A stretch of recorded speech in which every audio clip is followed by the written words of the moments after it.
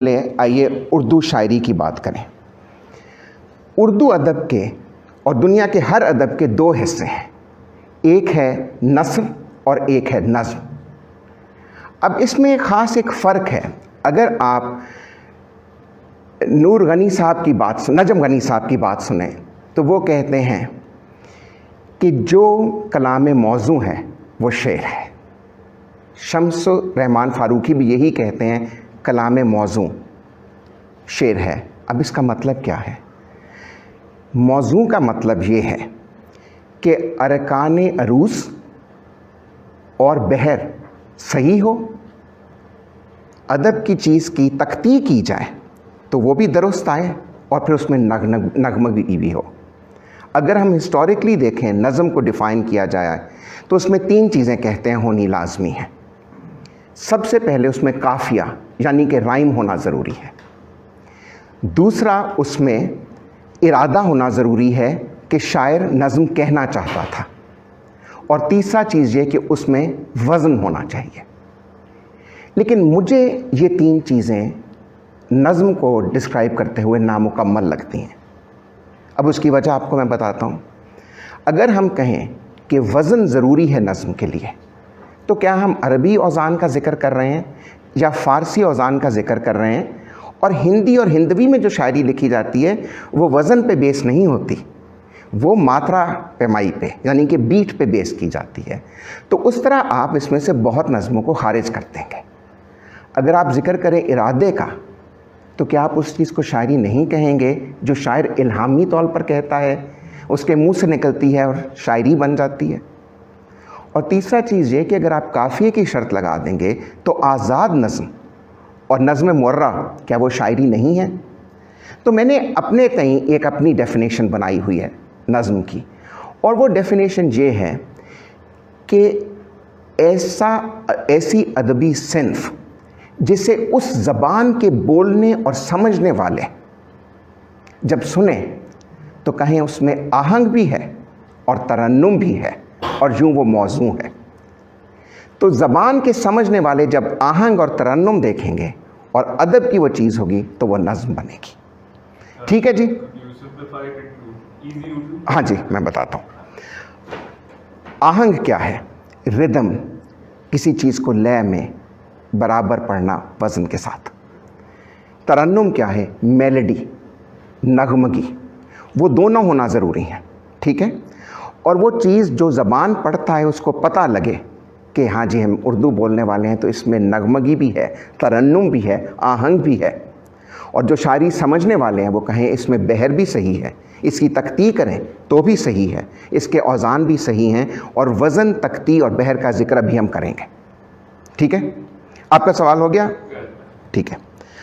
اب آپ دیکھیے تو اردو کی شاعری کی تاریخ بہت رچ، بہت وائبرنٹ اور بہت ڈائیورس ہے۔ اگر آپ ایک چیز نوٹ کریں جو اردو شاعری میں سب سے زیادہ فرق ہے، جو اردو شاعری کو الگ کرتی ہے آج کل دنیا کی شاعری سے، ہماری شاعری ایک پرفارمیٹیو آرٹ ہے۔ It is not meant to be read from a book. اگرچہ ہم کتاب سے پڑھتے ہیں، شاعری اس طرح لکھی نہیں جاتی۔ شاعری یا تو مشاعرے میں پڑھی جائے گی یا اسے گانے والا گائے گا۔ ہماری شاعری ایک پرفارمیٹیو آرٹ ہے۔ دوسری بات یہ کہ اگر اس کے ہم اصناف شاعری کا ذکر کریں تو دو طریقے سے ہم اس کو ڈیفائن کر سکتے ہیں۔ ایک تو موضوع، مرثیہ موضوع سے ڈیفائن ہوتا ہے، سوز موضوع سے ڈیفائن ہوتا ہے، شہر آشوب موضوع سے ڈیزائن ہوتا ہے کہ سبجیکٹ سے کیا ہے۔ پر کچھ ایسی اصناف بھی ہیں جو حیت کے اعتبار سے، مسدس ہو گئی، غزل ہو گئی، اس کے بعد مثنوی ہو گئی۔ تو موضوع اور حیت دونوں کو دھیان میں رکھتے ہوئے اگر آپ ساری اصناف جو 100 سوا 100 اصناف ہیں اردو شاعری کی، ان کو بانٹیں تو اس میں دو اصناف ہیں جو موضوع کے اعتبار سے بھی یونیک ہیں اور حیت کے اعتبار سے بھی، اور وہ ہیں غزل اور اس کے بعد ہماری رباعی۔ تو آئیے اب ہم دیکھتے ہیں کہ اصناف ہیں کتنی۔ کچھ میں نے بڑی بڑی اصناف کا جہاں پہ ذکر کیا ہے، کوئی 30-40 کا۔ اب ان میں سے اگر سب سے زیادہ ہم گزاریں گے تو وہ جو 1.25 گھنٹے کی قید ہے وہ رک جائے گی۔ آپ بتائیے میں کس کے بارے میں ذکر کروں؟ جی، نعت نظم ہے جو حضور محمد مصطفیٰ صلی اللہ علیہ وسلم کی شان میں کہی جائے۔ اس کے بعد آپ دیکھیے مرثیہ کیا ہے۔ مرثیہ ایک ایلیجائک پوئم ہے جس میں دکھ کی بات کی جاتی ہے، اور مرثیے کی بھی 4 قسمیں ہیں۔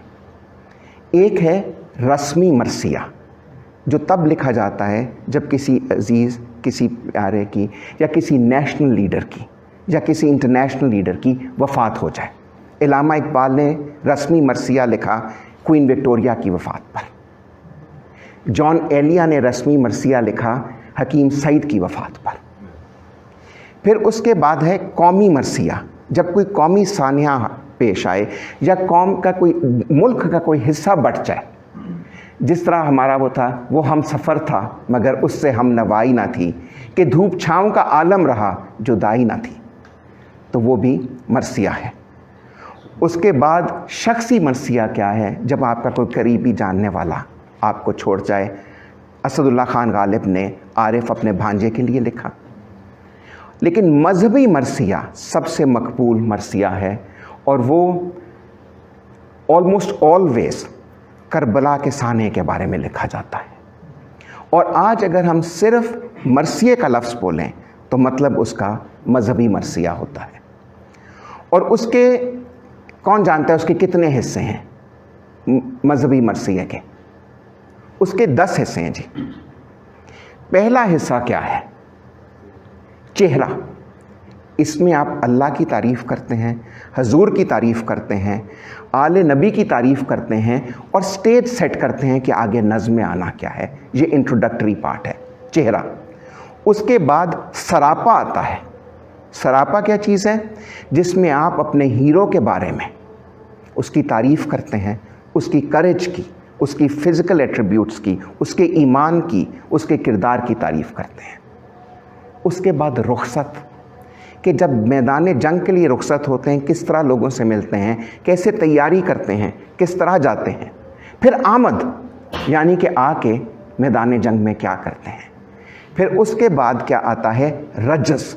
یہ ایک عربی نظم ہے جو بڑے بڑے واریئرز آ کر پہلے پڑھتے تھے، جس میں وہ اپنی انسیسٹرز کی، ان کی بہادری کی، بڑوں کی تعریف کرتے تھے۔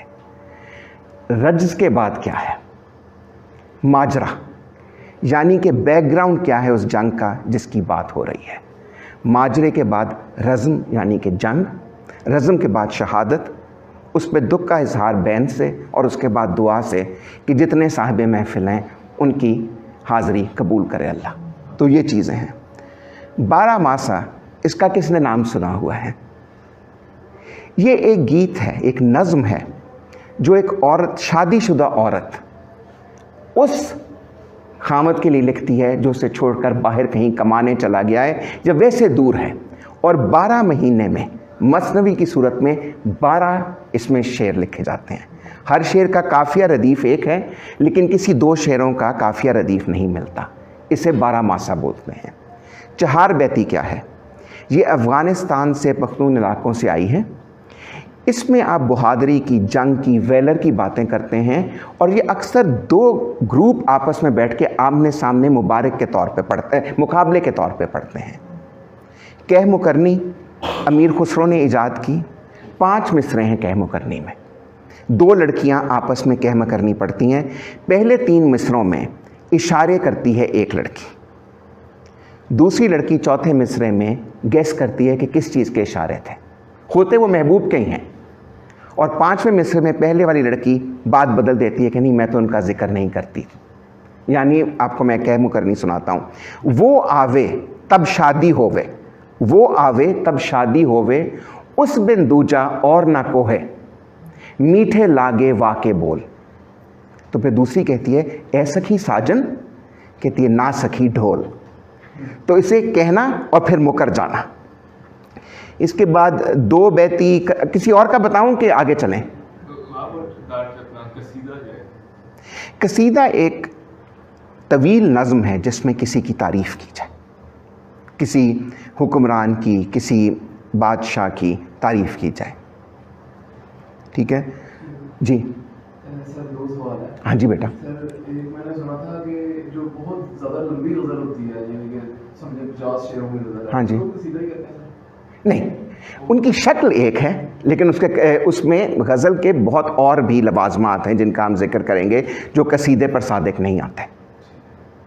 سر دوسرا سوال تھا سر یہ ان کے بارے میں مسدس اور مثنوی سر ان کا متعلق کسی میں 6 شعر ہوتے ہیں، کسی میں 4۔ ہاں جی، میں آپ کو بتاتا ہوں، مربع اس میں 4 مصرے ہیں ہر بند میں، مسدس میں 6، مخمس میں 5، مثلث میں 3، تو یوں ہے، ٹھیک ہے۔ اور آپ دیکھیے کہ جو مذہبی مرثیہ ہے وہ بھی مسدس کی فارم میں لکھا جاتا ہے، اس کے ہر بند میں 6 مصرے ہوتے ہیں۔ اب کئی چیزیں جس طرح ہیں، 2 بیتی میں 2 اشعار ہیں، 4 مصرے ہیں، پہلے دوسرے اور چوتھے مصرے کا قافیہ ردیف ایک ہے، تیسرے کا فرق ہے۔ اب آپ کہیں گے کہ قطع بھی تو یہی چیز ہے، تو فرق پتہ ہے کہ میں بتاؤں؟ 2 بیتی میں بحر کی کوئی قید نہیں ہے، اور اس میں مسلسل ایک نظم نہیں، الگ شعر ہیں، باقی جگہ پہ